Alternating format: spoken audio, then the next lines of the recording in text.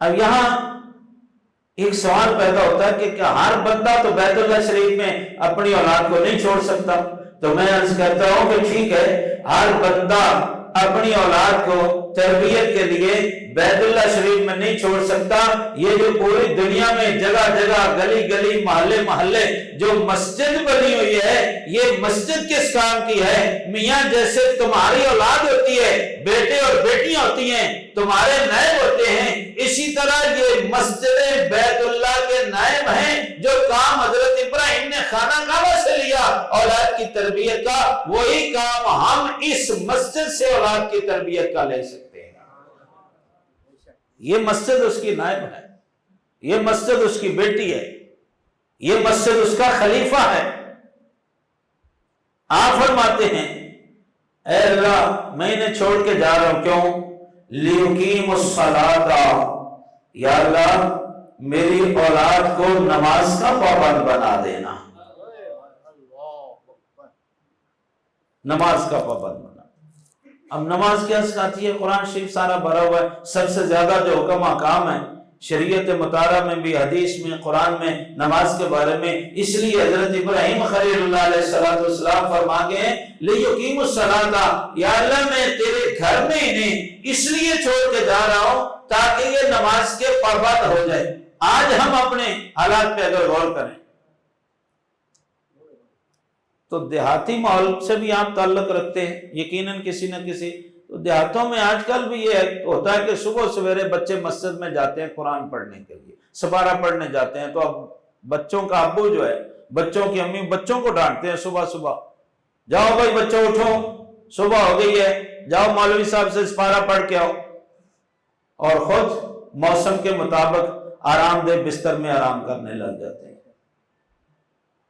گرمی ہو یا سردی، جیسا موسم ہے، جیسی آپ کی طبیعت ہے، جیسی آپ کی طبع ہے، آپ نے بستر اوپر لیا، اے سی چل رہا ہے، ہیٹر چل رہا ہے موسم کے مطابق، بچے کو دیہاتی ماحول میں بچے کو کہہ رہے ہیں چل اٹھ صبح ہو گئی ہے جا مسجد میں، تو دھکم دھک کے بچہ چلا تو جاتا ہے، لیکن جو بچے کا شعور بیدار ہوتا ہے وہ سوچتا ہے کہ ابا مجھے کہتا ہے مسجد میں جا، خود کیوں نہیں جاتا؟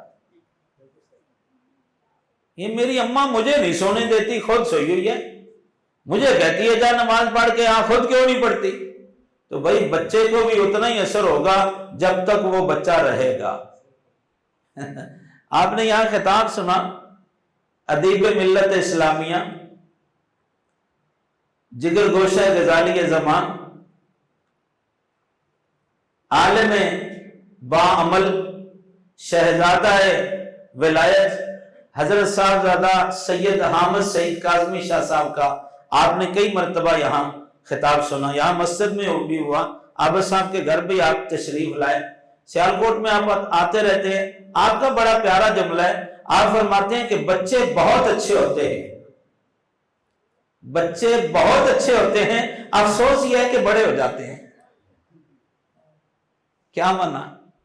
اب بچوں کا بڑا ہونا تو کوئی افسوس کی بات نہیں ہے، لیکن جملہ بڑا قابل غور ہے کہ بچے بہت اچھے ہوتے ہیں، افسوس یہ ہے کہ بڑے ہو جاتے ہیں، یعنی بڑے ہو کر وہ بچے، ان میں وہ معصومانہ پن نہیں رہتا، بڑے ہو کر پھر وہ بہت کچھ ہو جاتے ہیں۔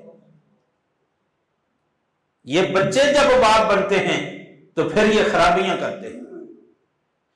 تو شہری ماحول میں مغرب کے بعد تقریباً یا جس وقت بھی، ویسے ہم پر یہ بھی بوجھ ہے کہ جو مولانا صاحب ہمارے گھر میں سپارہ پڑھانے آئے ان کے ساتھ ہمارا رویہ کیسا ہوتا ہے، اور جو ہمارے بچوں کو انگلش پڑھانے ٹیچر آتا ہے اس کے ساتھ ہمارا رویہ کیسے ہوتا ہے، یہ الگ بحث ہے۔ میں کہنا یہ چاہتا ہوں کہ جب آپ اپنے بچے کو کہتے ہیں کہ بھائی سپارہ پڑھو، نماز پڑھو، آپ خود نہیں پڑھتے، نہ سپارہ پڑھتے ہیں، نہ نماز پڑھتے ہیں، نہ قرآن پڑھتے ہیں، نہ درود پڑھتے ہیں، تو پھر آپ کے بچے پر آپ کی تربیت کا اثر نہیں ہوگا۔ میاں اثر تب ہوگا جب سنت ابراہیمی پر عمل کیا جائے گا۔ حضرت ابراہیم خلیل اللہ علیہ السلام نے اللہ کی رضا کے لیے پہلے اپنا تن من دھن سب کچھ قربان کیا، پھر کہا ربنا لیقیموا الصلاۃ، اے اللہ میں تو پابند ہو گیا ہوں تیری عبادت کا، اب میری نسل کو بھی اولاد نماز کا پابند بنا دے۔ پھر اس کا نتیجہ آپ دیکھ لیں،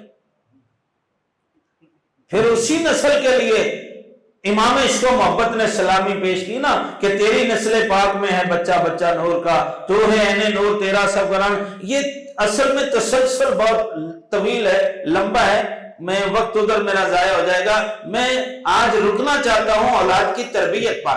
تو حضرت ابراہیم خلیل اللہ علیہ السلام نے اولاد کی تربیت پر کتنا زور دیا.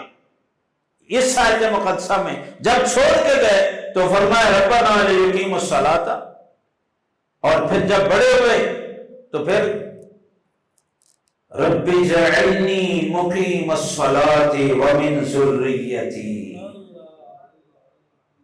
جب بچے جوان ہوتے ہیں تو پھر حضرت ابراہیم علیہ السلام یہ دعا فرما رہے ہیں کہ اے اللہ مجھے نماز کا پابند بنا. بھئی آپ نماز کے پابند ہوں گے، پھر آپ بچے کو انگلی سے لگا کے مسجد میں لے جائیں گے تو تب بچے کو عادت پڑے گی نا. چھوٹے بچے نکلی ہوتے ہیں، گھر میں ماں نماز پڑھے گی تو یہ گھر میں آپ دیکھتے نہیں ہیں چھوٹے بچوں کو، جب باپ گھر میں وضو کرتا ہے، نماز سنت پڑھتا ہے، نوافل پڑھتا ہے، فرض مسجد میں آ کے پڑھتا ہے، چھوٹے بچے ساتھ کھڑے ہو جاتے ہیں. ان بچوں کو کیا پتا ہوتا ہے کہ ہم نے کیا پڑھنا ہے، لیکن وہ ایسے ہی اوپر نیچے ہوتے رہتے ہیں اپنی امی کے ساتھ، اپنے ابو کے ساتھ. بھائی جب تم بچپن سے اپنے بچے کو اللہ تعالیٰ کی بارگاہ میں جھکنا سکھاؤ گے تو پھر جب وہ بڑا ہو جائے گا تم قبر میں چلے جاؤ گے، تمہاری جگہ پر وہ جھکتا رہے گا. لیکن ہم جھکیں گے تو جھکے گا نا.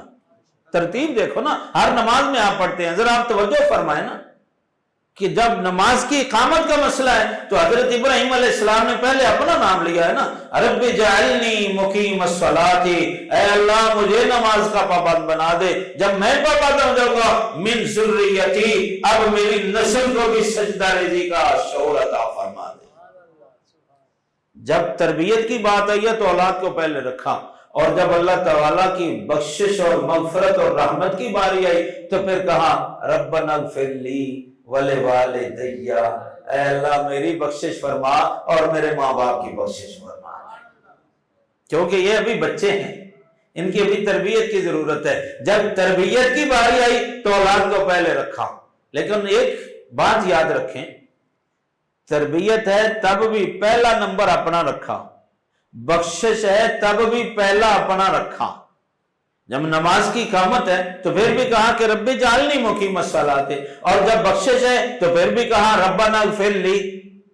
جی پہلے اپنا آپ رکھا، اور پھر دوسرے نمبر پر جب تربیت ہے تو اولاد کو رکھا، جب مغفرت کی طلب کی باری ہے تو ماں باپ کو رکھا. معنی یہ ہے کہ بھئی پہلے اپنے آپ کو اللہ کی بارگاہ میں پیش کرو.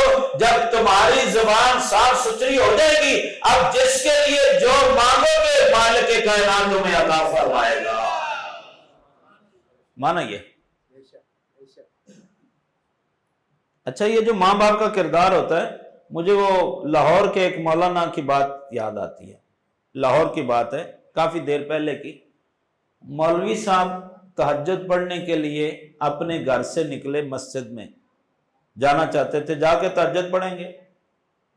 تو وہ گھر کچھ مسجد سے فاصلے پر تھا، کافی فاصلے سے. اب مولانا صاحب آ رہے ہیں مسجد میں تہجد کی نماز کے لیے. رستے میں دو افراد کونے میں کھڑے ہوئے ہیں چھپ کے. انہوں نے دیکھ لیا اب مولوی صاحب آ رہے ہیں، پکڑے گئے. وہ چور تھے.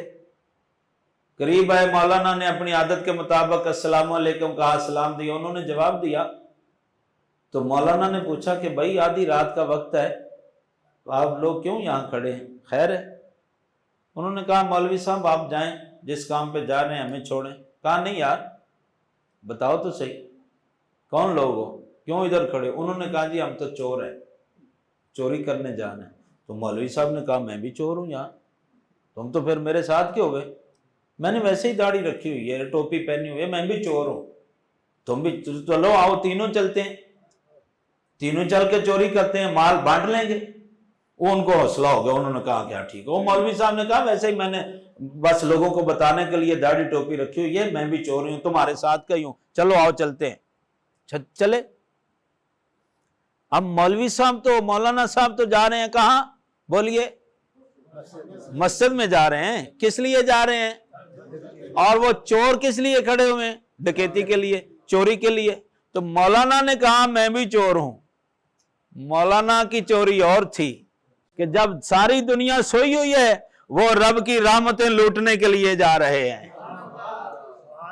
سب لوگ سوئے ہوئے ہیں، مولانا اللہ تعالیٰ کی رحمتوں اور بخششوں کو لوٹنے کے لیے جا رہے ہیں۔ تو چوری کا مطلب یہی ہے کہ جب گھر والے سوئے ہوئے ہوں، وہاں گھر والا تو جاگتا ہے لیکن باقی سب لوگ سوئے ہوئے ہیں۔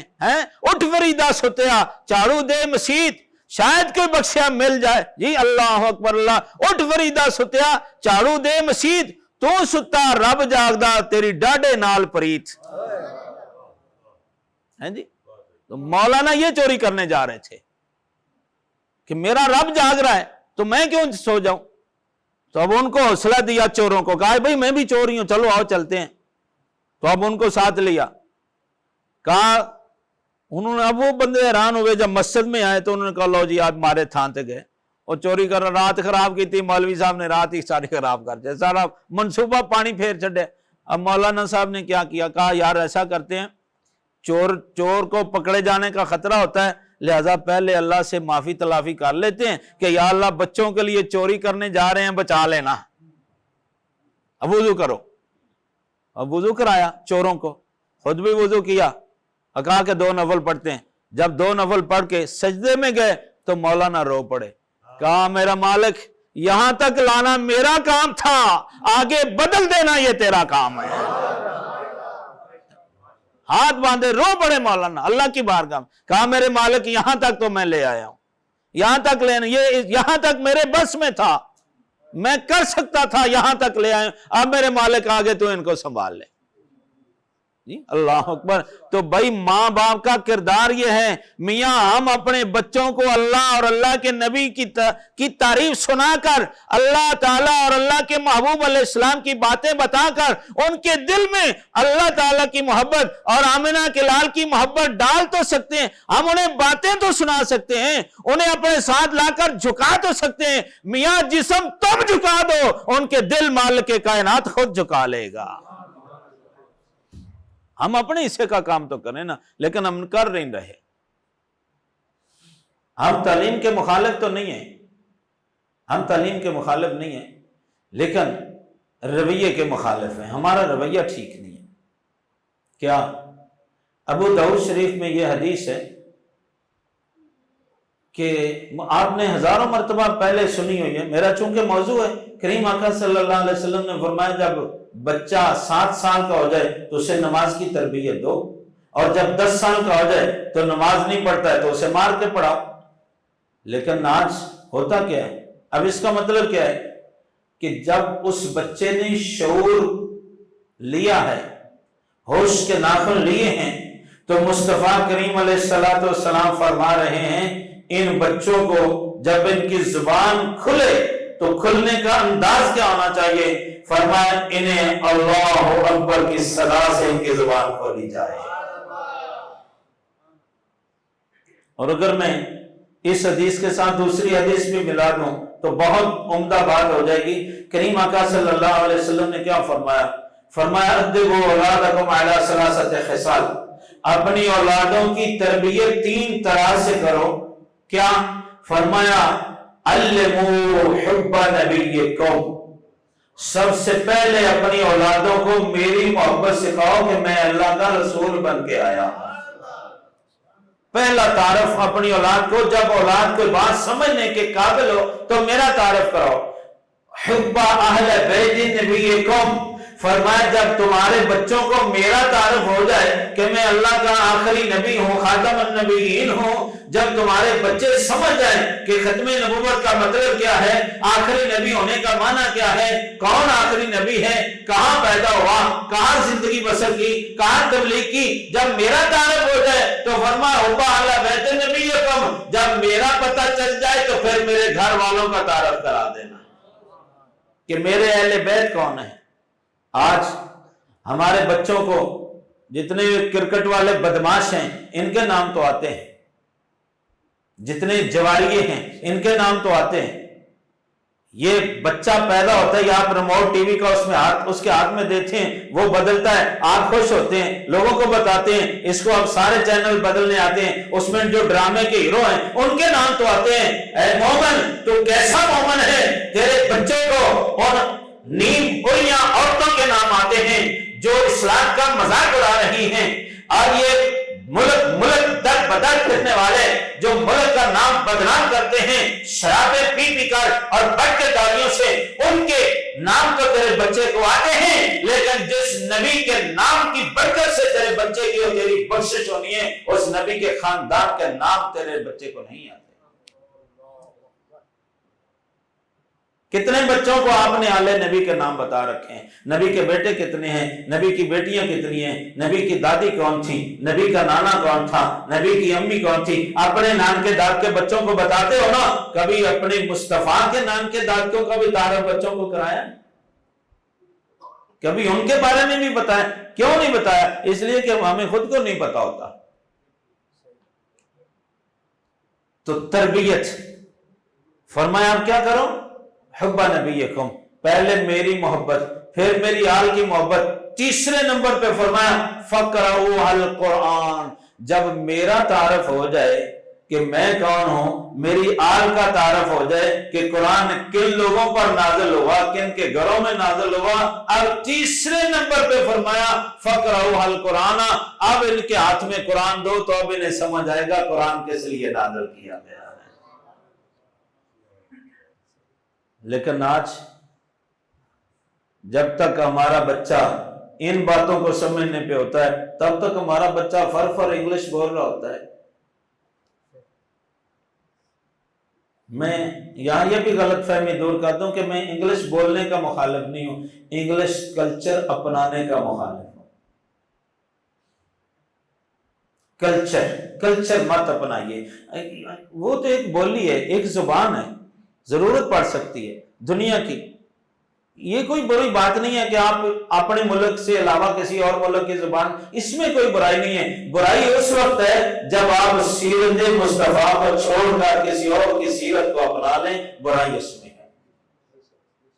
تو میں یہ عرض کر رہا تھا کہ تربیت کا انداز میرے نبی نے کیا دیا کہ جب بچے سمجھدار ہو جائیں تو ان کو نماز پڑھاؤ، اور جب 10 سال کے ہوگا نہ پڑھیں تو یہ علماء کرام تشریف فرما ہیں، علامہ صاحب آپ کے خطیب صاحب بہت بڑے عالم ہیں، میں ذمہ داری سے عرض کرتا ہوں کہ پوری جو اسلامی تعلیم ہے اس میں بچوں کو مارنے کا صرف ایک جگہ پر حکم ہے، یہی جگہ ہے کہ 10 سال کا بیٹا بیٹی نماز نہ پڑھے تو مار کے پڑھاؤ۔ میں کہتا ہوں کہ وَمَا أَرْسَلْنَاكَ إِلَّا رَحْمَةً لِّلْعَالَمِينَ کس کی شان میں نازل ہو؟ کیا میرے نبی سے بڑا کوئی بچوں کے لیے شفیق اور مہربان ہو سکتا ہے؟ بولیے، نہیں ہو سکتا۔ میرے آقا سے زیادہ کوئی انسانوں کا ہمدرد ہو سکتا ہے؟ اچھا، میرے آقا سے زیادہ کسی اور شخص کی حکمت ہو سکتی ہے؟ میرے کریم آقا سے زیادہ بڑھ کر کوئی اور دانا ہو سکتا ہے؟ نہیں۔ تو پھر میرے آقا فرما رہے ہیں پوری تعلیم اسلامی میں بچوں کو مارنے کی ایک جگہ اجازت ہے اور وہ نماز ہے۔ آج جب آپ کا بچہ ٹیوشن نہیں نہ جاتا تو آپ تو گھر نہیں ہوتے، آپ کام پہ ہوتے ہیں، تو آپ کی بیگم صاحبہ بچے کو مار کے ٹیوشن بھیجتی ہے، مارتی ہیں، ٹیوشن جاؤ، اکیڈمی پہ جاؤ، گالی گلوچ آپ بھی کرتے ہیں۔ جب آپ شام کو آتے ہیں تو آپ کو پتہ چلتا ہے نا آج یہ ٹیوشن نہیں گیا، آج یہ سکول نہیں گیا، آج یہ ادھر گیا ہوا سائنس نے ضائع کر دیا، تو آپ بھی گالی دیتے ہیں، بچے کو تانا دیتے ہیں، تیری جگہ پہ میں 5000 فیس دیتا ہوں، اکیڈمی والوں کو الگ دیتا ہوں، سکول والوں کو الگ، آپ بھی ناراض ہوتے ہیں۔ ایمان سے بتائیے، آپ سکول نہ جانے پر، اکیڈمی نہ جانے پر آپ بچے پر ناراض ہوتے ہیں، دل سے پوچھ کے بتائیے کبھی اللہ کو سجدہ نہ کرنے پر بھی آپ نے بچے کو ڈانٹا ہے؟ کیا آج تو نے نماز نہیں پڑھی، آج تو نے قرآن نہیں پڑھا، کبھی ڈانٹا ہے آپ نے؟ تو مصطفیٰ کریم صلی اللہ علیہ وسلم رحمت تامہ ہونے کے باوجود حضور فرماتے ہیں یہ معاملہ ہے، اور اسی کی ترجمانی ابو داؤد شریف کی حدیث ہے۔ کریم آقا علیہ السلام نے ارشاد فرمایا من حل والد من ولد من حسن تربیہ، کریم آقا علیہ السلام فرماتے ہیں دنیا کا کوئی باپ اپنی اولاد کو اچھی تربیت سے بڑھ کر زندگی میں کوئی تحفہ دے ہی نہیں سکتا۔ ابو داؤد شریف کی حدیث۔ بار بار بات کو دہرانے کا فائدہ کوئی نہیں، میں فیکٹریوں کا، دولت کا، پیسے کا مخالف نہیں ہوں، لیکن بات یہ ہے کہ آپ کی ایک فیکٹری ہے، آپ کے 4 بچے ہیں، اب آپ کی کوشش ہوتی ہے کہ آپ چاہیں کہ بڑھاپے سے پہلے سارے بچے سٹینڈ ہو جائیں، ہر بچے کی فیکٹری الگ ہو۔ آپ کی ایک فیکٹری تھی، 4 بچے ہیں، چاروں بچوں کو ٹھیک ہے بنائیں، ہمیں کیا اعتراض ہے، ہمیں تو کوئی نہیں، آپ نے ہم سے پیسہ لے کے تھوڑی 1 سے 4 فیکٹریاں بنانی ہیں۔ لیکن میں عرض یہ کرتا ہوں میرے دوستو کہ آپ کے پاس ایک فیکٹری ہے، ایک کارخانہ ہے، ایک بزنس ہے، آپ کے 4 بچے ہیں، تو آپ چاہتے ہیں کہ چاروں کا مجھ سے زیادہ بزنس ہو۔ کبھی آپ نے یہ بھی چاہا کہ میں 5 نمازیں پڑھتا ہوں، میرا بیٹا تہجد کا بھی عادی ہو جائے؟ کبھی ادھر بھی آپ نے توجہ دی کہ میں فجر کی نماز نہیں پڑھتا، میں 4 پڑھتا ہوں، چلو میں بیٹے کو 5 کا عادی بناتا ہوں؟ کبھی اس طرف بھی آپ نے توجہ دی؟ پھر آپ شکوے کرتے ہیں، شکایتیں کرتے ہیں، جی بچے کہنا نہیں مانتے۔ بھائی بچے کہنا نہیں مانتے، آپ اللہ کا کہنا کتنا مانتے ہیں؟ بچوں سے آپ کو شکایت ہے نا جی، شادی اپنی کی مرضی کی کر لی ہے جی، پوچھا نہیں ہے، ہمارے دل میں چاہ تھے، یہ تھا وہ تھا، بیٹی نے اپنی مرضی کر لی ہے، بیٹے نے اپنی مرضی کر لی ہے، ہمیں ناک پہ کر دیا ہے، مجبور کر دیا ہے، ہم مرتے کیا نہ کرتے۔ بھائی میاں آپ اولاد سے یہ شکوہ کیوں کر رہے ہیں کہ اولاد نے آپ کا کہنا نہیں مانا؟ بھائی جب اللہ کا کہنا آپ نے نہیں مانا تو پھر آپ کا کہنا اولاد کیسے مانے گی؟ حضرت سیدنا ابراہیم خلیل اللہ علیہ السلام یہی تو تربیت دے رہے ہیں، یہی تو پیغام دے رہے ہیں، یہی تو آپ تربیت فرماتے ہیں۔ اللہ اکبر اللہ اکبر۔ کیا فرماتے ہیں کہ اے اللہ کریم میری اس اولاد کو کیا کر، لِيُقِيمُ الصَّلَاةَ، اے اللہ انہیں نماز کا پابند بنا دے، وَارْزُقْهُم مِّنَ الثَّمَرَاتِ، ان کو پھلوں کا رزق عطا فرما، لَعَلَّهُمْ يَشْكُرُونَ، تاکہ یہ تیرا شکر بجا لائیں۔ تو کیا آپ اولاد کو دولت دیتے ہیں؟ آپ کو جو بھی اگر آپ ڈاکٹر ہیں تو اولاد کو ڈاکٹر بناتے ہیں، اگر آپ انجینئر ہیں تو اولاد کو انجینئر بناتے ہیں، اگر آپ سرجیکل کے وہ بہت بڑے کاروباری ہیں تو آپ اولاد کو، اگر آپ لیدر کے ہیں تو آپ اولاد کو اس طرف لے جاتے ہیں۔ لیکن مجھے یہ بتاؤ، مجھے ایک بات یاد آئے، اچھا جی یہ مولانا صاحب آپ کے امام خطیب ہیں، جب آپ کے والد صاحب فوت ہوتے ہیں تو فیکٹری آپ نے لے لی، دولت آپ نے لے لی، زرعی رقبہ آپ نے لے لیا، بینک بیلنس آپ نے لے لیا، اور جب قرآن پڑھنے کی باری آئی تو علامہ رفیق سعیدی صاحب سے کہا وہ فلان دن والد صاحب کا 10واں ہے، مولانا کوئی قرآن پڑھ کے لے آنا۔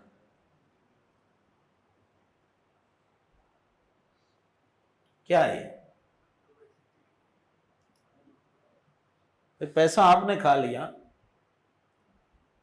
زرعی رقبہ آپ نے بانٹ لیا، مکان آپ نے بانٹ لیے، زیور سونا والدہ صاحبہ کا تھا وہ آپ نے قابو کر لیا۔ جب والدہ اور والد جس کا آپ ساری عمر کھاتے رہے اور ان کے مرنے کے بعد ان کی جائیداد بانٹ کر بھی آپ کھا رہے ہیں، وہ والد جس نے آپ کے لیے ساری زندگی داؤ پہ لگائے رکھی، اس کی زندگی میں بھی آپ والد کا کھاتے رہے، اس کی موت کے بعد بھی آپ والد کا کھاتے رہے، والدہ کو آپ چوستے رہے۔ جب وہی والد اور والدہ جن کا خون آپ نے پوری زندگی چوسا ہے، اب جب وہ دنیا سے رخصت ہو گئے ہیں تو باقی سارے کچھ کے آپ وارث ہو گئے ہیں، اور جب ان کے لیے قرآن کی باری آئی تو رفیق سعیدی صاحب آ گئے۔ یہ مولانا قرآن پڑھ کے لے آنا ہمارے والد صاحب کا ختم ہے، آپ نے والد کے لیے کیا پڑھا ہے بھائی؟ آپ نے اپنی والدہ کے لیے کتنا پڑھا ہے؟ تو یہ تو آپ کے مہربان ہیں، دوست ہیں جی، ہمارے خطیب صاحب ہیں، مولانا سے ہمارے تعلقات ہیں، بھئی آپ کو مبارک ہو، آپ کے مولانا سے تعلقات اچھے ہیں، ماشاءاللہ عالم ہیں، بہت بڑے ہیں، حافظ ہیں، قاری ہیں، علامہ ہیں، پڑھاتے ہیں، استاد ہیں، آپ کو مبارک ہو ان سے تعلق۔ لیکن مجھے اس بات کا جواب دے دیں کہ ساری عمر جن والدین کا آپ نے کھایا اور ان کے مرنے کے بعد بھی آپ کھائیں گے، جب ان کے لیے قرآن پڑھنے کی باری آئی تو پھر آپ کیوں وارث نہیں بنیں گے؟ یہ تربیت کون کرے گا اپنی اولاد کی؟ کل جب آپ کی وقت باری آئے گی تو آپ کے بچے بھی مولانا رفیق صاحب سے کہیں گے جی والد صاحب بہت ہو گئے، ان کے لیے قرآن آپ پڑھ دیں۔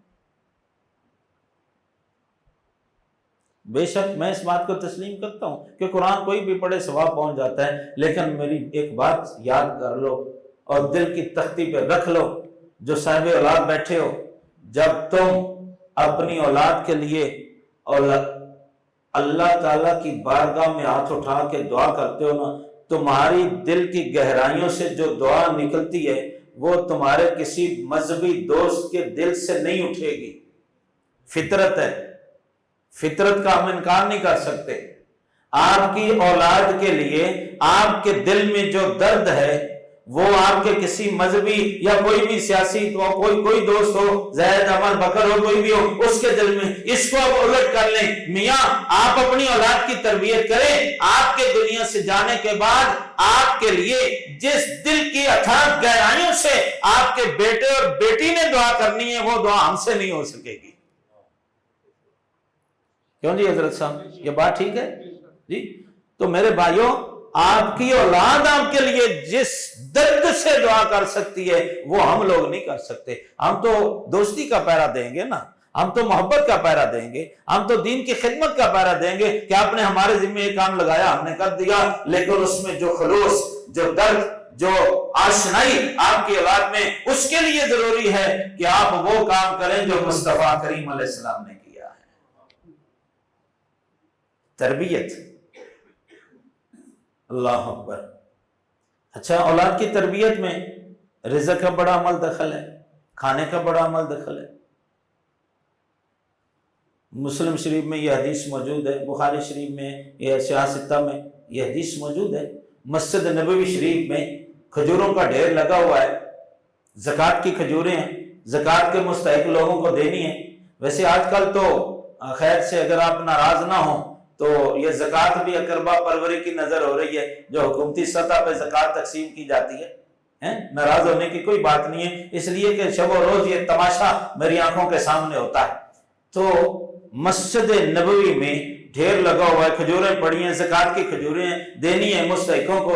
ایسے میں سیدنا امام علی شان، امام علی مقام، وارث علوم انبیاء، شہزادہ شاہد و سرا، سیدہ زہرا کی آنکھوں کا چین، علی المرتضیٰ کے سینے کا سکون، امام الانبیاء کی آنکھوں کی ٹھنڈک و راحت، حضرت سیدنا امام حسن پاک رضی اللہ تعالیٰ عنہ تشریف لاتے ہیں۔ بچپنا ہے، نابالغ بچے ہیں، ایک کھجور کا شوق ہوا، کھجور اٹھائی، منہ میں ڈالی، حضور کی توجہ نہیں تھی، ابھی منہ میں ایک دو مرتبہ دانتوں سے چبائی، مصطفیٰ کی توجہ ہوئی، فرمایا کر بیٹے نکال دے۔ وہ بچہ تھا، کھانے لگا، مصطفیٰ نے اپنی مشت شہادت امام حسن کے منہ میں ڈالی، کھجور نکال دی، فرمایا بیٹے یہ ہمارے لیے جائز نہیں ہے کھجور کھانا،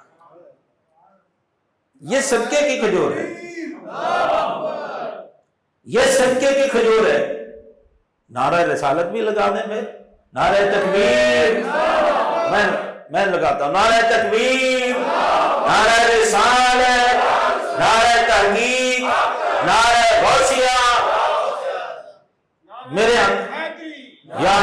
میرے آقا سید عالم صلی اللہ علیہ وسلم نے امام حسن کے منہ میں سے کھجور نکال دی۔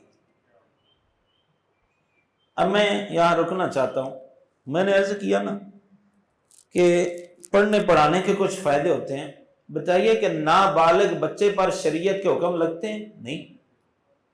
تو امام حسن تو نابالغ بچے ہیں، ان پر تو شریعت کا حکم نہیں لگتا، تو زکوٰۃ کا حکم تو بالغوں پر لگے گا نا، وہ بالغ اس کا حقدار ہے یا نہیں ہے۔ جو بچہ نابالغ ہے اور بچے کو پتہ بھی نہیں کہ یہ کھجوریں زکوٰۃ کی ہیں، صدقے کی ہیں، کن لوگوں کی ہیں، انہوں نے یہی سمجھا کہ یہ ہمارا ہے، نانا جان کے پاس آئے ہیں لہذا ہم نے کھانا۔ تو میرے آقا وہ تو بچہ ہے، اس کو تو نہیں پتا، لیکن قربان جائیں مصطفیٰ کریم علیہ السلام کے، میرے آقا کریم علیہ السلام نے بیٹے کے منہ سے کھجور نکال کر صرف امام حسن کے منہ سے کھجور نہیں نکالی، بلکہ قیامت تک کے لیے ہر باپ کو میرے آقا نے تربیت کر دی کہ دیکھنا اولاد کو حرام نہ کھلانا۔ اگر بچے کو نہیں پتا، تمہیں تو پتا ہے کہ بچہ حلال کھا رہا ہے یا حرام کھا رہا ہے۔ جب بچے کو حلال کا لقمہ کھلاؤ گے تو بچہ بڑا ہو کر بھی تمہارے قدم چومے گا، تمہارا نام ادب سے لے گا، اور اگر بچے کے رزق میں فرق ہوا تو پھر تمہیں یہ شکایت کرنا پڑے گی، او مولوی صاحب تویز ہی دے دے، بچہ آنکھیں نہیں لگتا۔ بچے جوان مولوی صاحب اور پیر صاحب کے تویزوں سے ٹھیک نہیں ہوتے، یہ تمہاری غلط فہمی ہے، بچے تمہاری تربیت سے ٹھیک ہوں گے۔ ان بچوں کو اپنا قیمتی اثاثہ سمجھو، یہ بچے بہت بڑی دولت ہیں، یہ بچے تمہارا نشان ہیں، یہ بچے تمہاری آن ہیں، یہ بچے تمہاری شان ہیں۔ اس کی تربیت کا ایک رنگ دیکھو۔ میں تمہیں آؤ مسجد نبوی شریف میں لے چلتا ہوں۔ میرے آقا جلوہ افروز ہیں، یہ بخاری شریف میں حدیث ہے، حضور تشریف فرمائیں، صحابہ کرام سیدنا صدیق اکبر موجود ہیں، سیدنا فاروق اعظم موجود ہیں، حضرت عبداللہ بن مسعود موجود، بڑے بڑے صحابہ کرام موجود ہیں۔ میرے آقا علیہ السلام نے فرمایا بتاؤ بھائی ایک درخت ہے جو انسان کے مشابہ ہے، بتاؤ وہ کون سا درخت ہے؟ یہ حضرت عبداللہ بن عمر راوی ہیں، فرماتے ہیں کہ میں نے فوراً بوجھ لیا کہ یہ کھجور کا درخت ہے۔ کیوں؟ حضور فرما رہے ہیں انسان کے مشابہ، جیسے انسان سیدھا ہوتا ہے کھجور کا درخت بھی سیدھا ہوتا ہے، جیسے انسان کے کان، ناک، آنکھیں، دماغ، زبان، منہ، یہ سب کارآمد چیزیں سارے وجود کے آخر میں ہوتی ہیں، کھجور کا پھل بھی اس کے سر پہ جا کے لگتا ہے۔ تو یہ مشابہت ہے انسان اور کھجور میں۔ تو میں نے فوراً پہنچ گیا اس نتیجے پر، لیکن میں نے جواب عرض نہیں کیا۔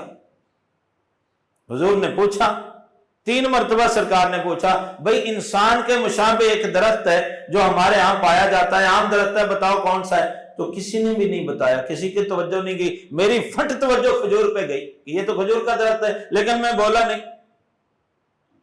3 مرتبہ پوچھنے کے بعد کریم آقا نے خود ہی بیان فرمایا یہ کھجور کا درخت ہے، اور پھر وجہ بیان فرمائی۔ اچھا، تو جب گھر آ گئے تو میں نے والد گرامی حضرت عمر رضی اللہ تعالیٰ عنہ سے ادب سے عرض کیا، میں نے کہا ابا جانو میں نے تو پہلے ہی بوجھ لیا تھا کہ جب سرکار نے پہلی مرتبہ پوچھا کہ بتاؤ یہ کون سا درخت ہے تو میں اس نتیجے پہ پہنچ گیا کھاتا یہ کھجور کا درخت ہے۔ تو فرمایا بیٹے پھر تم نے بتایا کیوں نہیں، تم فٹافٹ بتا دیتے۔ سبحان اللہ، جواب سنو کتنا پیارا اور ایمان افروز جواب ہے۔ حضرت عبداللہ بن عمر جواب دیتے ہیں، ابا جان میں نتیجے پہ تو پہنچ گیا تھا، لیکن میرے پاس یہ بھی نتیجہ تھا کہ وہاں آپ بھی بیٹھے ہیں، وہاں ابو بکر صدیق بھی بیٹھے ہیں، یہ بڑے لوگ تھے، میں نے بڑوں کا ادب کیا ہے۔ میں نے اپنے علم کو ترجیح نہیں دی، میں نے ادب کو ترجیح دی ہے، میں نے آپ کا ادب کیا ہے کہ آپ میرے والد ہیں، آپ نہیں بولے تو میں بھی نہیں بولا۔ فرمایا پھر شاباش دی سیدنا فاروق اعظم نے، پھر اور جب شاباش دی، فرمایا تم نے بہت اچھا کیا، لیکن فرمایا ہاں اگر تم بول جاتے تو مجھے زیادہ خوشی ہوتی۔ حضور کہتے کہ عمر کا بیٹا صحیح جواب دینے میں کامیاب ہو گیا تھے، دعا مل جاتی، لیکن بیٹے تم نے جواب بہت کمال کا دیا ہے کہ تم نے بڑوں کا ادب کیا ہے۔ یہ تربیت کا نتیجہ، یہ تربیت کس نے دی تھی؟ یہ فاروق اعظم نے تربیت دی تھی۔ اور رنگ اسی شہزادہ عبداللہ بن عمر کا بخاری میں ایک اور حدیث پیش کرتا ہوں۔ گرمی کا موسم ہے، مدینہ شریف سے مکہ مکرمہ میں اکثر سفر کرتے ہیں، ساتھ میں قافلہ ہوتا ہے۔ ایک مرتبہ آج کا واقعہ کہ حضرت عبداللہ بن عمر اپنے ساتھیوں کے ساتھ سواریوں پہ جا رہے ہیں، کھانے پینے کا جو عرب کے مسافروں کے طور طریقے ہوتے ہیں اس کے مطابق سارے اسباب ساتھ ہیں۔ ایک جگہ پر قافلے نے پڑاؤ کیا ہوا، نماز کے لیے پڑاؤ کرتے ہیں اور تھکاوٹ کے لیے، موسم کی شدت کو ذرا نرم کرنے کے لیے پڑاؤ کرتے ہیں، مختلف مقاصد کے لیے، تو پڑاؤ کیا ہوا ہے۔ کچھ فاصلے سے ایک نوجوان گرمی میں ننگے سر پیدل جا رہا ہے۔ سیدنا عبداللہ بن عمر نے اپنے ساتھیوں میں سے ایک کو فرمایا اس نوجوان کو بلا کے لاؤ۔ آیا، وہ پسینے سے شرابور تھا، بھوک اور پیاس اس کے چہرے سے ٹپک رہی ہے۔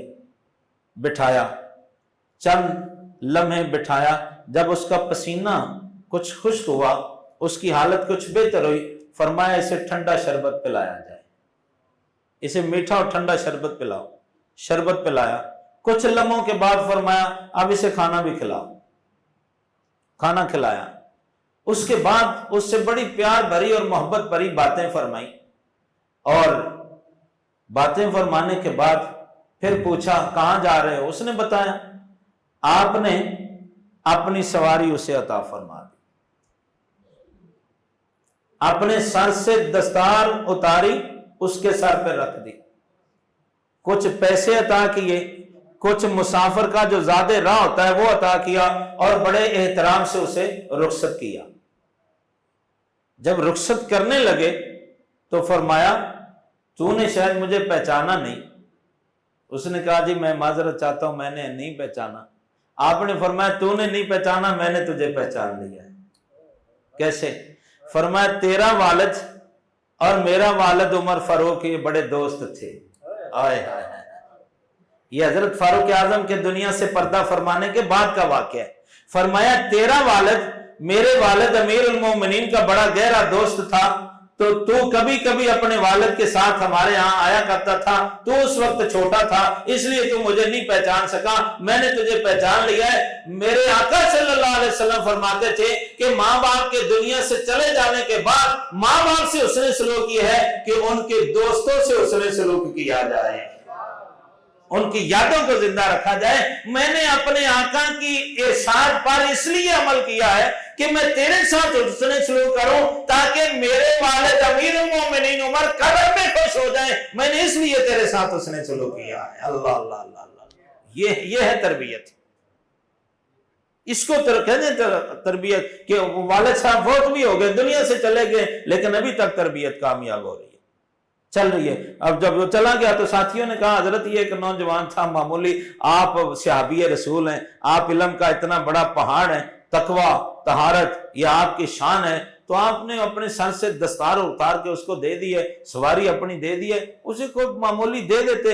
آپ نے فرمایا نہیں، حسن سلوک یہی تھا جو میری تربیت میرے والد عمر فاروق نے فرمایا، یہ حسن تربیت ہے میرے دوست۔ تو میرے پیارے دوستو، شاید میں کچھ باتیں، وہ کہتے ہیں کہ انداز حسین گرچہ اتنا حسین شوق نہیں، شاید کہ اتر جائے تیرے دل میں میری بات۔ میرا کہنا یہ تھا کہ تعلیم سے ہٹ کر ہمیں، شکایت سے ہٹ کر ہمیں، بے صبری سے ہٹ کر ہمیں، شکوہ و شکایت سے ہٹ کر، تانا زنی سے ہٹ کر ہمیں اپنے کردار پر کچھ غور کرنا چاہیے۔ یہ جو ہمارا اصل اثاثہ ہے، دیکھیے پیسہ آنے جانے والی چیز ہے، کاروبار آنے جانے والی چیز ہے، یہ عہدے شہدے آنے والے، یہ آپ شب و روز ہم سے زیادہ آپ دیکھتے رہتے ہیں، آپ کے سامنے یہ فلم روزانہ چلتی رہتی ہے۔ کل کلاں جو کروڑ پتی تھا آج وہ کھانے سے تنگ ہے، کل جس کو کھانے پاؤں میں پہننے کے لیے جوتا نہیں ملتا تھا آج وہ ارب پتی بنا ہوا ہے۔ یہ چیزیں عارضی طور پر ہیں، لیکن تمہاری اولاد عارضی نہیں ہے، یہ تمہارا قیمتی اثاثہ ہے، اس کی فکر کرو۔ آخری میں ایک جملہ دیتا ہوں، میرا ایک واقعہ ہے اپنا، میرا مغرب کے بعد میں 1 منٹ کا درس دیتا ہوں، یہ میری بڑی پرانی عادت ہے، تقریباً غالباً ممکن ہے کوئی 27-28 سال ہو گئے ہیں، مغرب کی نماز کے بعد 1 منٹ کا میں درس دیتا ہوں، یہ میری عادت ہے۔ ایک دن، یہ تقریباً 5 سال پہلے کا واقعہ ہے، تو اس دن میں نے اس 1 منٹ کے درس میں یہ درس دیا کہ بھئی یہ جو آپ رشوت لیتے ہو، سود لیتے ہو، اور یا یہ مزدور طبقہ ہے، گلوز کا کاروبار کرتے ہیں مثلا، تو 20 گلوز تیار کیے اور جو کلرک کو کہا یار یہ 25 لکھ دے، یہاں 5 جوڑوں کے پیسے آ جائیں گے، آج ضرورت ہے ذرا۔ تو میں نے کہا یہ جو 5 جوڑے کے پیسے آپ نے چند روپے، یہ جو حرام کا زہر لیا ہے، کس لیے؟ بچوں کے لیے۔ آپ جا کے بچوں کو کھلائیں گے نا، آج ضرورت ہے یار۔ تو میں نے کہا یہ جو روزانہ آپ تھوڑا زہر بچوں کے لیے اکٹھا کرتے رہتے ہیں، وہ چلو مالک کو کیا پتا، یہ لکھ دے۔ وہ بھی آپ سے ملا ہوا ہے، وہ دفتر والا کمپیوٹر پہ جو بیٹھا ہے اس نے بھی انٹر کر دیا 25 جوڑے آپ کے نام پہ، آپ نے تیار کیے ہیں 20 جوڑے اور مزدوری آپ لے رہے ہیں 25 کی، یہ جو اوپر 5 کا زہر آپ نے لیا کس لیے؟ بچوں کے لیے، ان کو جا کے کھلائیں گے نا۔ تو پھر جب یہ بچے بڑے ہوں گے تو آپ کے گلے پڑیں گے، پھر آپ پیر صاحب کے پاس جائیں گے، حضرت صاحب دعا کرو، بچے اگوں بول دینے، مولوی صاحب نقش دے دیو، کوئی تویز بنا دیو، بچہ جوان ہو گیا، میرے جڈا ہے اڈ اڈ کے گل نو پیندا ہے۔ بچہ تو گلے پڑے گا، وہ جو آپ نے تھوڑا زہر دیا تھا وہ زہر اب نکلنا شروع ہوا ہے۔ مغرب کے وقت میں نے درس دیا، اگلے دن ظہر کے وقت ایک نوجوان دوڑا آیا نماز کے بعد، میرے ہاتھ چومے، بوسہ دیا، گلے ملا، جیسے عید والے دن ملتے ہیں، ادھر ادھر 3 مرتبہ میرے گلے ملا، میرا ہاتھ چوما، 500 روپے مجھے انعام دیا، اور مجھے یہ آج بھی میرے کانوں میں اس کا جملہ کہتا ہے کہ مولانا آپ کا شکریہ، آپ نے میری اولاد بچا لی ہے۔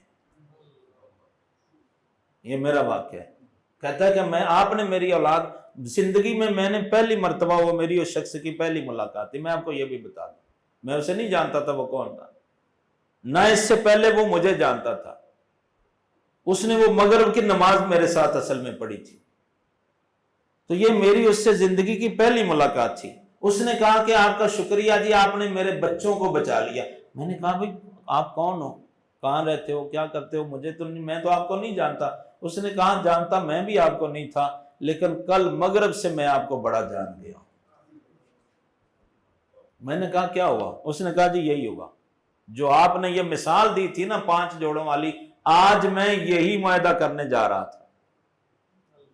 رزق میں بڑی تنگی ہے مجھے آج کل، تو مجھے میرے کاروباری دوستوں نے بتایا یار اس طرح سے بھی رزق کمایا جاتا ہے۔ تو اتنا، وہ نمازی تھا، پہلے کا ہی نمازی تھا، میری ملاقات سے پہلے انہوں نے کہا یار تو اتنا نمازی بنا ہوا ہے، صوفی بنا ہوا ہے جی، رزق حلال رزق حلال، ایسے نہیں رزق حلال سے گزارا چلتا، ایسے کماتے ہیں۔ کوئی بات، باؤ کو کوئی پتہ چلتا ہے فیکٹری والے کو؟ تو آپ نے کہا تھا کہ باؤ کو تو پتہ نہیں چلتا، لیکن جس نے باؤ کو فیکٹری دی ہے وہ تو آسمان سے دیکھ رہا ہے نا۔ تو مولانا آپ نے جو کل بتایا تھا، اب میں توبہ تائب ہو گیا ہوں۔ آج مجھے فون آیا، میں نے کہا نہیں بھائی میں یہ معاہدہ اس طرح کہہ کہ میں معاہدہ کرنے جا رہا تھا، 2 جگہ پر میں نے کرنا تھا، لیکن میں نے دونوں کو جواب دے دیا ہے نہیں بھائی میں نے نہیں آنا، میں نے معاہدہ۔ اس نے کہا کہ اس طرح آپ نے میرے بچوں کا رزق حلال کر دیا ہے۔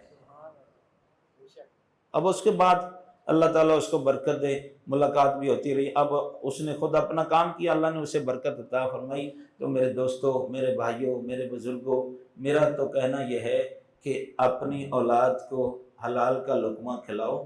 ایک بہت بڑے 2 بزرگوں کی ملاقات ہوئی، آخری بات ہے، انہوں نے پوچھا جی حضرت صاحب کھانے کا پہلا ادب کیا ہے؟ تو انہوں نے فرمایا بسم اللہ الرحمن الرحیم۔ دونوں ہی ولی اللہ تھے، دونوں ہی ولی اللہ تھے۔ تو ایک نے دوسرے سے پوچھا بتائیے کھانے کا پہلا ادب، تو انہوں نے فٹ بتایا کہ بسم اللہ الرحمن الرحیم۔ کہا نہیں میں کھانے کا پہلا ادب پوچھتا ہوں۔ کہا کھانے کا پہلا ادب یہی ہے کہ بسم اللہ الرحمن؟ کہا نہیں، پھر غور کریں۔ 3-4 مرتبہ سوال کیا اور کہا کہ غور کر کے بتائیں۔ وہ یہی بتاتے رہے اللہ کے ولی کہ بسم اللہ۔ کہا نہیں بسم اللہ نہیں ہے۔ کہا پھر آپ بتا دو۔ کہنے لگے کھانے کا پہلا ادب یہ ہے کہ کھانا حلال کا ہونا چاہیے، دوسرا ادب یہ ہے کہ بسم اللہ ہو۔ حرام کے اوپر آپ 1000 مرتبہ بسم اللہ پڑھ رہے ہیں تو اس میں تو برکت نہیں ہوگی۔ کہنے لگے کہ کھانے کا پہلا ادب یہ ہے کہ جو آپ کھائیں، آپ کی اولاد کھائے، وہ حلال کا ہو، تو پھر وہ کام اللہ تعالیٰ اس میں برکت بھی عطا فرمائے گا۔ مالک کائنات کی بارگاہ میں دعا ہے، جو کلمات میں نے چند عرض کیے ہیں اللہ تعالیٰ انہیں قبول فرمائے اور مجھے اور آپ کو عمل کی توفیق عطا فرمائے۔ وما علینا الا البلاغ المبین۔